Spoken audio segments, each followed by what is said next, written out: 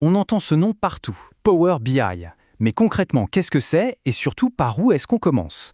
Si cette question vous trotte dans la tête, eh bien vous êtes au bon endroit. On va décortiquer ça ensemble tranquillement pour que tout soit bien clair. Allez, voilà notre programme. On va d'abord s'attaquer à une idée reçue sur les données. Ensuite, on verra ce qu'est vraiment Power BI. Puis, on suivra le parcours de la donnée du début à la fin. On parlera aussi des différents rôles qu'on peut avoir.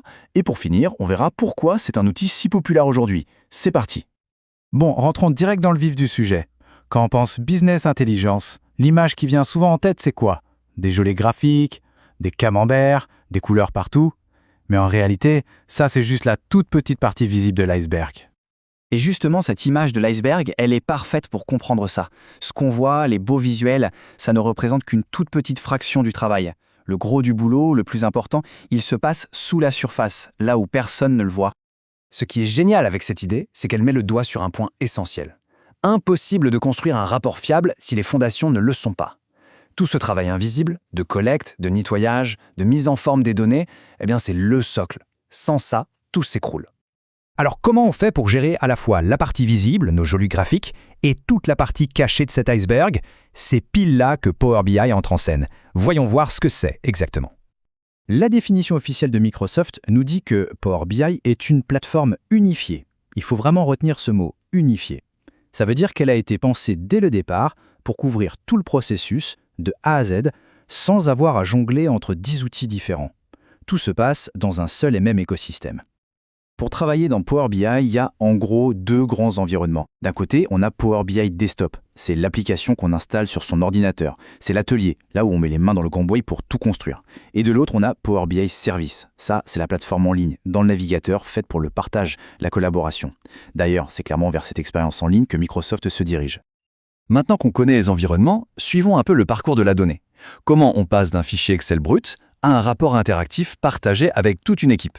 C'est un processus en plusieurs étapes, très logique. Alors tout commence par la connexion aux données, qu'elles viennent d'un fichier, d'une base de données, du web, peu importe. Ensuite, l'étape capitale, la transformation. C'est le grand nettoyage de printemps. On prépare les données avec un outil juste magique qui s'appelle Power Query. Une fois que nos données sont propres et bien rangées, on passe à la modélisation. On va créer des liens logiques entre elles. Puis, on enrichit tout ça avec des calculs, des indicateurs de performance, grâce à un langage qui s'appelle le DAX. Et c'est seulement après tout ça, à la toute fin, qu'arrive la partie créative, la construction des visuels. Mais attention, le travail ne s'arrête pas à la création du rapport. Une fois qu'il est publié en ligne sur le service Power BI, un tout autre monde de possibilités s'ouvre. On peut bien sûr le partager, mais on peut surtout automatiser sa mise à jour, collaborer dessus avec des commentaires. Bref, on passe de la création artisanale à quelque chose de beaucoup plus industrialisé et vivant. Justement, cette différence entre la création et l'utilisation, ça nous amène à une question clé: qui fait quoi dans Power BI? En fait, on peut identifier deux grands profils, deux rôles principaux. D'un côté, on a le concepteur. C'est l'architecte, celui qui plonge dans les données brutes, qui construit le modèle et qui crée les rapports, souvent dans Power BI Desktop. Et de l'autre côté, on a le consommateur. Lui, c'est l'utilisateur final. Il interagit avec les rapports déjà faits pour prendre des décisions. Bien sûr, dans la vraie vie, il est très fréquent que la même personne porte les deux casquettes. Bon, alors, pour résumer tout ça, pourquoi choisir Power BI? Pour bien comprendre, on va boucler la boucle et revenir à notre image du début, notre fameux iceberg. S'il y a une seule chose à retenir, c'est vraiment celle-ci. Voir Power BI comme un simple outil pour faire de jolis graphiques, c'est une erreur. C'est passer à côté de 90% de sa puissance. C'est bien plus que ça.